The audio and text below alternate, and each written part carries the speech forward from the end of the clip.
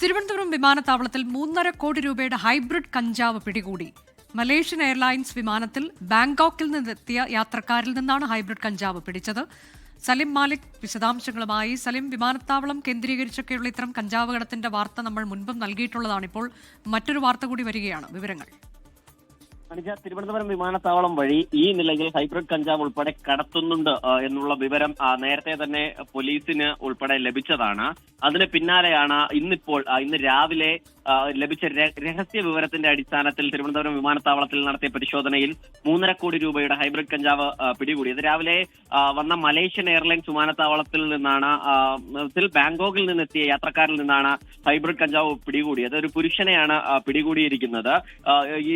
ഇത്തരത്തിലൊരു രഹസ്യ വിവരം ലഭിച്ചതിന്റെ പശ്ചാത്തലത്തിൽ പിന്നീട് ചെക്ക് ഇൻ ബാഗേജുകൾ പരിശോധിക്കുന്നതിനിടയിലാണ്, സ്കാൻ ചെയ്യുന്നതിനിടെ ഈ കഞ്ചാവ് കണ്ടെത്തിയത്. 3636 ഗ്രാം ചെക്ക് ഇൻ ബാഗേജിൽ ഒളിപ്പിച്ച നിലയിലായിരുന്നു കണ്ടെത്തിയത്. അതിന് പിന്നാലെ തന്നെ ഇയാളെ പോലീസിന് കൈമാറിയിട്ടുണ്ട്.